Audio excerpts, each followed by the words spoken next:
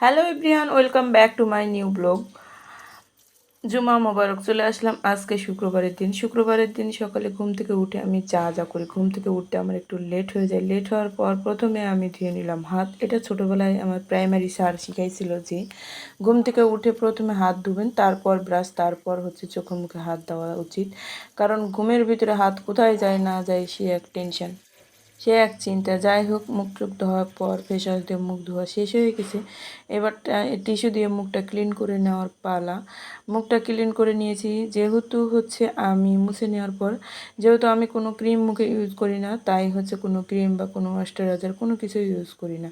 যাই হোক, চলে আসলাম হচ্ছে জামা কাপড় ধুতে। এখানে আমার 4-5টা বোরখা সহ সব কিছু ভিজাইয়ে দিলাম। ভিজাইয়ে দেওয়ার পর আজকে একটু হচ্ছে আনহেলদি ফুড খাবো, এই জন্য হচ্ছে ময়দা মাখায় নিলাম পরোটা করার জন্য। তাওয়া দিয়ে দিলাম, তাওয়াতে হচ্ছে পরোটাটা ভালো করে ভেজে নিচ্ছি। বুঝতেই পারছেন, শুক্রবার মানে আমার দিন।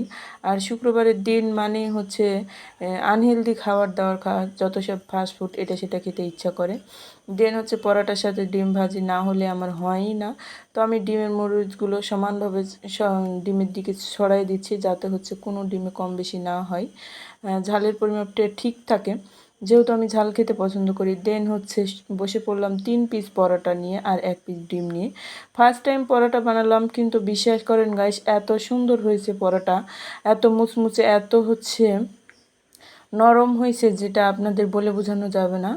এটা হচ্ছে তেল বেশি হওয়ার কারণও হতে পারে, বা কী জন্য হয়েছে আমি বলতে পারবো না। তবে আমি আমার লাইফে ফার্স্ট টাইম পরোটা বানালাম। যাই হোক, খাওয়া দাওয়া খাচ্ছি সেই মজা করে। আমার ডিম পরোটা অনেক ভালো লাগে। আমি যদি হোটেলে ডিম পরোটা খাই তাহলে একটা পরোটাতেই হয়ে যায়, বাট আজকে যেহেতু আমি বাসাতে খাচ্ছি আর পরোটা, এই জন্য হচ্ছে পরোটা আমি বেশি করে নিয়েছি। 10 টাকার ময়দাতে ওরা হচ্ছে একটা পরোটা দেয়, বাট আমি 10 টাকার ময়দাতে 3টা পরোটা বানাইছি। গাইস, পরোটার সাইজটা কিন্তু দোকানের মতোই, তারপরও আমি 3টা খাচ্ছি। দেন হচ্ছে দুপুরবেলায় চলে আসলাম আমার সারা সপ্তাহের করে রাখা কাজ। এখানে গরুর মাংস রান্না করতেছি খাওয়ার জন্য, আর এইখানে ভাত। আর দেখতেই পেলেন এক বুজ্জু হচ্ছে রুটি সেঁকাচ্ছি। কাপড় ধুয়ে দিয়েছিলাম, বৃষ্টি হচ্ছে, আর এই হচ্ছে কাপড়ের দশা। এখানে হচ্ছে হাঁড়ি পাতিল সব বেশি খামাল দেওয়া আছে। দেন দুপুরে খাওয়া দাওয়া শুরু করে দিলাম সব কিছু কাজ শেষ করে। ঝাল খেতে পছন্দ করি, ঝাল খোর আমি। ঝাল খেয়ে শুরু হয়েছে আমার পাতলা পায়খানা, তারপরও করার কিছু নাই, বাট আমাকে ঝাল খেতে হবে। স্পাইসি না হলে আমার চলেই না। যাই হোক, গরুর মাংসের সাথে কাঁচা মরিচ।